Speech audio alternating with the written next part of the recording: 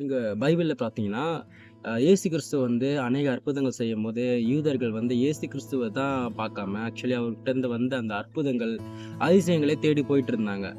5000 பேர் வந்து கூடுறாங்க. அப்ப பார்த்தீங்கன்னா, அவங்க எல்லாருமே வந்து இயேசுவுக்காக கூடுனாங்களா பார்த்தீங்கன்னா, இல்ல. அவங்க வந்து இயேசு கிட்டேருந்து ஏதாவது கிடைக்குமா? இயேசு கிட்டேருந்து ஏதாவது அற்புதங்கள் செஞ்சிட மாட்டாரா? அப்படின்ற ஒரு கான்செப்ட்லயே, அப்படின்ற ஒரு மைண்ட் செட்லயே அவங்க கூடுறாங்க.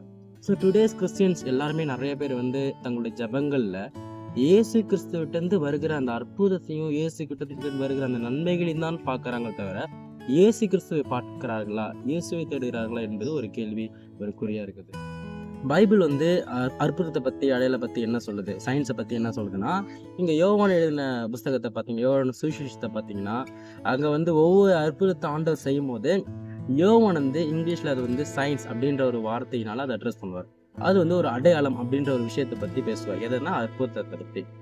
இப்ப அடையாளம்னா என்ன? இப்போ வந்து ஃபார் எக்ஸாம்பிள் இப்ப நான் வந்து ஒரு ரெஸ்டாரண்ட் போறேன் அப்படின்னா, ரெஸ்டாரண்ட்டுக்கு வழி தெரியல. அத வந்து நான் வந்து தேடிட்டு இருக்கேன். அப்ப அந்த சமயத்துல வந்து அந்த ரெஸ்டாரண்ட்டுக்கு முன்னாடி ஒரு கார்னர் ஸ்ட்ரீட்ல வந்து ஒரு சைன் போர்டு ஒண்ணு வச்சிருப்பாங்க. ஒரு சைன் போர்டு வச்சு ரெஸ்டாரண்ட்டுக்கு போகிற வழி இங்க அப்படின்னு சொல்லிட்டு காட்டுவாங்க.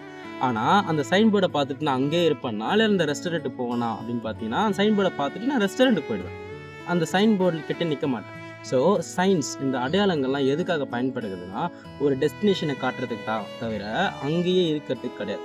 ஸோ அதே மாரி தான் பைபிள்லயுமே அடையாளங்கள், அற்புதங்கள்லாம் எதுக்காக ஆண்டவர் செஞ்சாருன்னா, அவர பின்பற்றதுக்காக தான்.